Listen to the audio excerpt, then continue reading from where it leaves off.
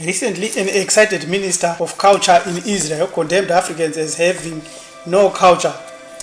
We want to prove to you, Honorable Minister, that you are lost and you are in the bushes and that you are ignorant. We are using the book, The Roman Illusion, Volume 2, Judaism Exposed, Amen Mahatura. You can get this book from Amazon, and you can easily disprove people like that minister in Israel. So we show here images of the black goddess Mahati, whom we know as the source of your Torah minister.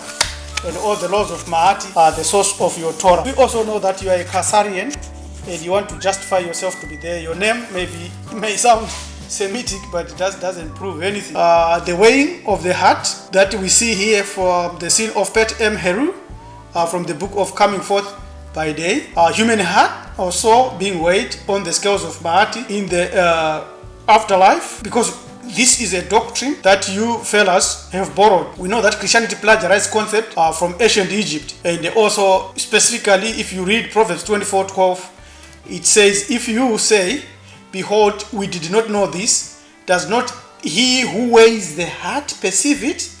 Does not he who keeps watch over your soul know it? And will he not repay men according to his work? This is a doctrine that you may have heard when you were growing up. Therefore, you should not condemn us or think that we are nothing. There is again the Kemetic magic spells, the magical spell 17 from the papyrus of Ani, written by the scribe Hunefera. And it also shows that there is an eye of Horesu and also Ausari as the gateway, and the celestial cow, Mehet Wereti, and the human head rising from the coffin there, right, guarded by the four sons of Heru. In the Kemetic mystery systems, Duat is the spiritual realm, the underworld. The Duat is a vast area just beyond the third dimension of earth that is connected with the god Nunu, Nyunyu, the pyramidal waters and the black abyss of creation. So this is all the source of your physics minister and many other so-called smart people. They've realized that. There's the priest kneeling before the jet black deity Anubis, or your death angel in the Bible, in the Exodus. This is the source for the death angel, seated right behind the goddess Nephites. So, and also wearing the rod of power, which Moses used to perform miracles, and also the ark of life, which has turned out to be the cross, ark being depicted here as a magical relic, and the painting by James Jacquet Joseph Tissot, 1900. And you would say, oh, this is the Ark of the Covenant, where the 10 Commandments are put, performed miracles. According to the tradition, inside the Ark, there is also the jar of substance called manna, and the first book of the Torah is there, and Moses is thought to have built it. It has 2 cherubs, and so forth. We are told that Moses was inspired at the Mount Sinai to do that, to build it.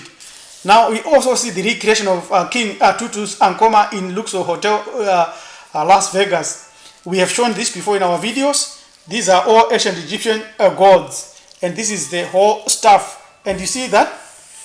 That's the Ark of the Covenant, which we are showing now.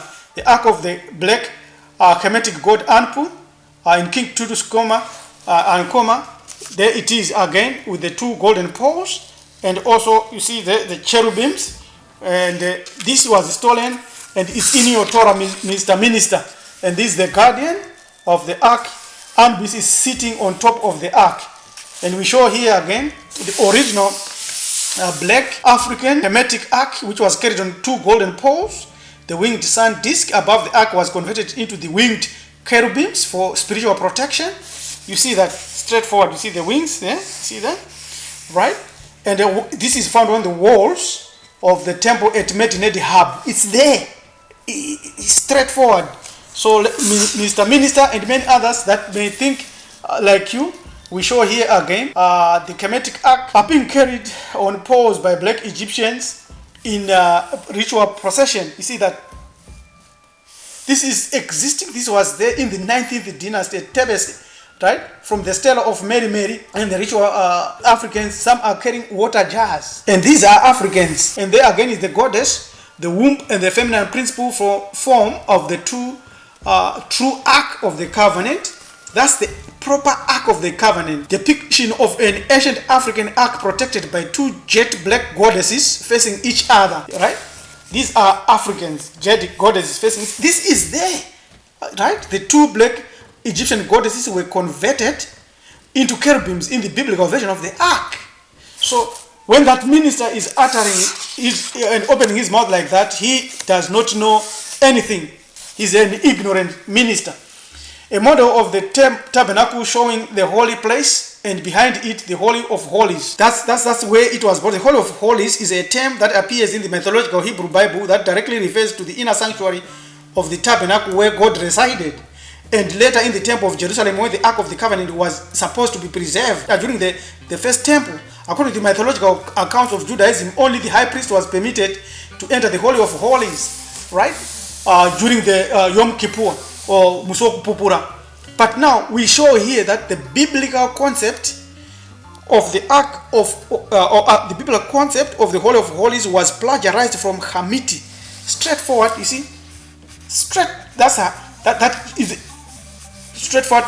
Desire, Holy of Holies at Bel Her. That's a straight copy from ancient Egypt. Copy from our African myths. No, this is where you came from. You came from Kaza, map of the old Kaza Empire of white African Jews from the caves of Caucasus Mountain. This is where you minister came, and you were converts in AD 740 because of the wars that were being fought there. Now you look at that. You see, this is the statue of the adolescent Heru with a lock of hair there. And there are the copies, the Caucasian Jew.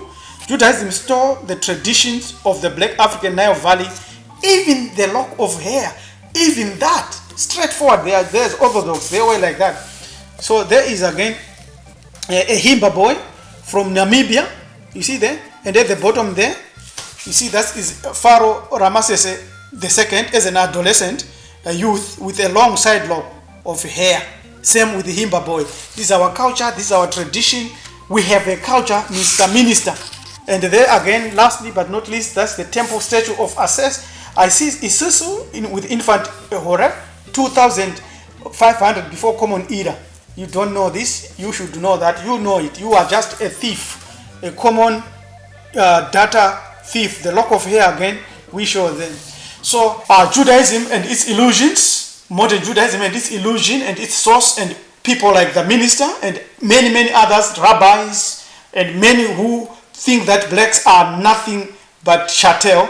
This is the source. You stole from Africa, you stole from our ancestors. This is our culture which we practice. The great legacy of Black Africa predates the existence of European Jews and Jewish, Hebrew, Christian or Islamic cultures. The actual history of these people, Judaism, Christianity and Islam, is not ancient at all. We know that the Hebrews, the Muslims and many others do not date back before 1200 before Common Era. You can see there our kings there, Nama, Onaremera, Mentuhotep. You see here Tutu Ankoma. You see there again Jose, Tutmos, Ramesses II. You see here Khufu, Amenhotep, and Taharaka. And these are the only foreigners that we have on this pictorial journey. So let us give proof of a number of doctrines, theologies of this religion, of these religions. You can see there, right, the two images there, the shape of the stone tablets of Moses engraved with the 10 commandments were modeled after the head crown of the black ancient Egyptian god Amen. So the source of this modern picture that we see here is a stone relief of the head crown of the Hamitic god Amen on the left and Moses on your right. So the stone tablets that you know of Moses were actually borrowed from the source, the same source. Same thing with this image. We see here Moses, the image of Moses breaking the commandments, the 10 commandments, straightforward. We again say the patriarchal Hebrew prophet Moses is highly important figure in Judaism, Christianity and Islam. That was created from the Hamitic deity Yehuti, Jikahuti. and the attributes from the historical black pharaohs. So they amalgamated all what they knew. They could not have anything else. We continue with the exposé of Moses. So the Kemetic god Tehuti was converted into the Hebrew prophet Moses or Musa by Muslims. You look at this is a temple caving, and this is the Moses by Michelangelo. Look at that, straightforward. It is so obvious that take notice of how the horns on the base of the head, crown on the god Tehuti were copied to create the horns on the head of the mythological prophet Moses. These are the horns on Tehuti, and these were the horns copied and put on Michelangelo's image. A temple relief there again of Jgahuti. Straight, clear, copy and copying. Plagiarizing. Thus is Mahuli temple relief of the black god Jgahuti, and again the temple relief of the black god Tehuti performing water baptismal ritual. So all those were already existent and operating in ancient Egypt thousands and thousands of years before Judaism ever walked the earth, Christianity ever came, or anything else, or Islam. This is stage of the black Kemetic god Tehuti in the form of the ibis bird, related to Dendera, the one bird we know very much in Africa. There we give again the sign of Elas, a baboon, clear forward, Egyptian statue, showing Tehuti as the sign of Elas baboon. There again, the most important picture, the royal scribe Nebet Teruf writing sacred texts, getting the dictations from the lunar god Tehuti in the form of the baboon stone. Now, the god Jgahuti is also depicted as a baboon because the ancient black people of Africa were highly in tune with nature and observed that baboons were intelligent, and they were also able to appear as the new moon set at night. The name Jgahuti is derived from ancient Egyptian term for a monkey, which is given like that, DH, which in Ndau and Shona is Dede. Straightforward, we are not plagiarizing anything, we are just saying what we know. We come to the term God, the popular term for God. In the language of Hamid, Yah is also rendered like that, like Jga and Jah and Here, or ear, like that. So as a reference to vociferous shout of joy or grief, that was also identified as a totem of the moon, and is also its hieroglyphic like that. That the ya sound or phonetic value can be found in different African languages. In Zulu, the term for moon or month or healer is inyanga. Iya. You see, yeah, inyanga. In Somali, the term is Yahahu. The ancient black Africans referred to the moon as Yah. When they say Yahweh and all the terms they use, we have identified where it has come from. This is undefeated warrior pharaoh Thutmose III, or Thutmoses, son of Maat Kare.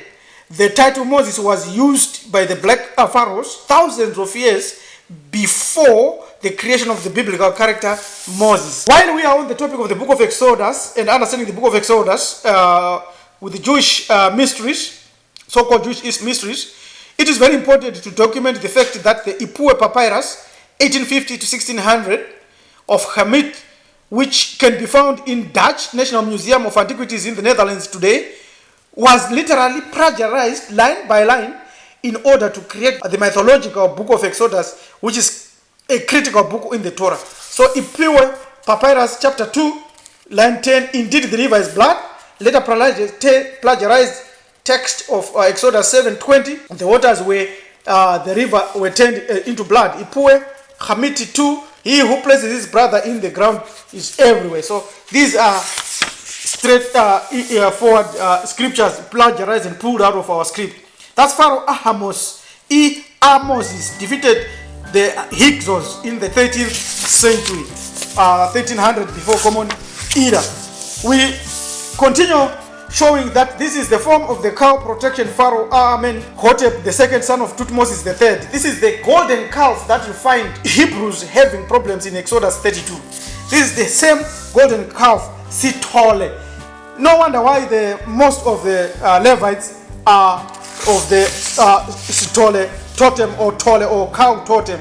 That's the temple of Het Heru Hathor in Kemet. And again we show again here a temple of Het Heru at Dendera. And also this is the golden calf in Exodus. This is actually which was borrowed from African Nile Valley civilizations. And we continue to show that this is ancient Egyptian story which was used to create the mythological biblical account of the infant Moses who was found in ancient Egypt. This was straight pulled from Heru floating down a papyrus swamp in the river Nile. So we continue to show that this is where now the infant Moses being discovered in the African Nile Valley by the Pharaoh's daughter and her aides. But this now has been plagiarized and stolen from Kemet, and it is now popular and used in many Bibles and many other scriptures. This is the source, the black goddess Mahati, the source of the Torah. The goddess Mahati is a judge in the afterlife of the human soul. The ostrich feathers is one of the oldest symbols of the black goddess Mahati. The feather of Mahati represents justice, truth, balance, peace, as well as judgment of the human soul after death, a doctrine that is common and popular in many religions. Our exposure, Romanization and the Roman illusion of Judaism, modern Judaism, origins of Judaism. So subscribe to this channel. Let us walk this journey together. Let us revive these traditions. Let us have these sidewalks. Let us have these images in our homes. This is Priest Teacher Rabbi L.M. Dumizulu of Committee Hebrew Ethics. Thank you. Goodbye. Next time.